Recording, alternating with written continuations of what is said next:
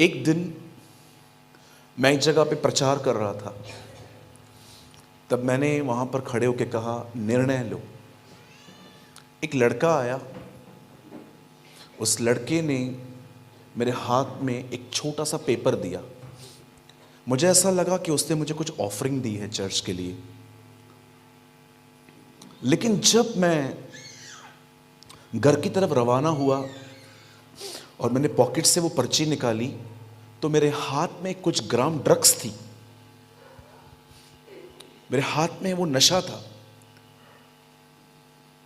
तब मैं इतना आनंदित हुआ कि किसी ने संदेश सुन के निर्णय लिया। Was really happy. यूहन्ना बपतिस्मा दाता कहता है, जो मेरे बाद आए उसके पीछे चलना। पर मुझे पता है ये कितने लोग चले। आप जानते हो बाइबल की शुरुआत कैसे हुई? The Bible begin like this. परमेश्वर ने आदम और हवा के सामने एक पेड़ रखा और परमेश्वर ने देखा कि वो क्या निर्णय लेंगे।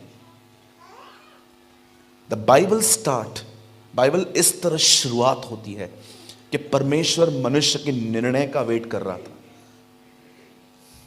अब आगे पढ़ेंगे ना, जब मूसा इजराइलियों को मिस्र से लेके कनान लेके जाता है, तो जब वो उस बॉर्डर पे पहुंचता है ना, उस बॉर्डर पे वो खड़े होके कहता है, मैं तुम्हारे सामने जीवन और मौत दोनों बातें रखता हूं।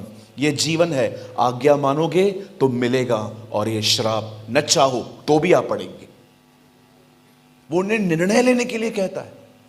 आप में से कितने लोगों ने यीशु मसीह की इस बात को पढ़ा? मत्ती 5, 6, 7 प्रचार करने के बाद वो कहता है, ये सकरा दरवाजा है, ये चौड़ा फाटक है, तुम्हें किस में जाना है? वो अगेन वही बात कहता है, सेम स्पिरिट। आज मैं आपसे पूछना चाहता हूं, आप इससे कितने लोगों ने मरियम के लिए ये बात पढ़ी है? प्रभु यीशु मसीह उसके बारे में कहते हैं, जो भाग उसने चुना है वो उसे छीना नहीं जाएगा। उसने अपने जीवन में कुछ चुनाव किया था।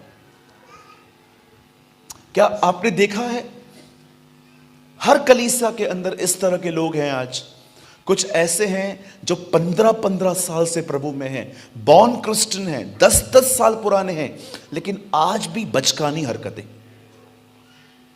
लेकिन मैंने अपने जीवन में ऐसे भी लोगों से मिला हूं मैं, जिन्हें मसीह में मैंने आते हुए सिर्फ 5 साल देखे, और 5 साल के बाद जब इन्होंने उनकी लाइफ को देखा, तो मुझे खुदा ने कहा, कलीसिया की कोई जिम्मेदारी से सौंप, ये उसे उठाएगा। मैं प्रभु को बोलता हूं, प्रभु ही इज सो इमैच्योर, और ये इतना मैच्योर कैसे बना? तब मुझे खुदा, जानते हो कई बार क्या बताता है? उसने अपने जीवन में कुछ निर्णय लिए। हर दिन हमें अपनी लाइफ में कुछ डिसीजंस लेने पड़ते हैं। कितने लोगों ने कहावत सुनी है, life is a series of decisions, not the series of choices. कई बार जीवन निर्णय लेके जीना पड़ता है हमें। जिस दिन मैं मसीह बना, उस दिन मेरे आदरणीय पास्टर ने मुझे बताया, झूठ बोलना गलत है। मैंने ठान लिया, चाहे कुछ भी हो मैं झूठ नहीं बोलूंगा। मैं जहां पर जॉब करता था, मैं एक वाइन शॉप पे, एक शराब की दुकान पे मैं काम करता था। मेरी बहुत अच्छी सैलरी थी, लेकिन जिस दिन मुझे पता चला मैं रॉन्ग प्लेस पर हूं, उस दिन मैंने डिसाइड किया कि मैं झूठ नहीं बोलूंगा, कुछ भी हो जाए। और फिर मैंने आगे चल के वो जॉब भी छोड़ दी। मेरे बॉस ने दुनिया भर के पैसे लेके रखे थे, और वो पैसे ले लेके अपने ऊपर खर्च करते थे। और जब लोग एक फोन आते थे, पैसे मांगते थे वो लोग, तो वो मुझे फोन देके बोलते थे, बोल मैं नहीं हूं। एक दिन उनका एक कॉल आया, और कॉल जैसे उनको फ़ोन आया तो उन्होंने बोला, उसको बोल मैं नहीं हूँ। तो मैंने उनका फ़ोन उठाया, मैंने बोला, हाँ अंकल बोलो, दो सर को फ़ोन दो। मैं, सर नहीं है, फ़ोन चार्जिंग पे रख के गए हैं। वो बोलने के बाद मुझे इतनी अशांति फील हुई। मैंने कहा, अयाशी आदमी करे,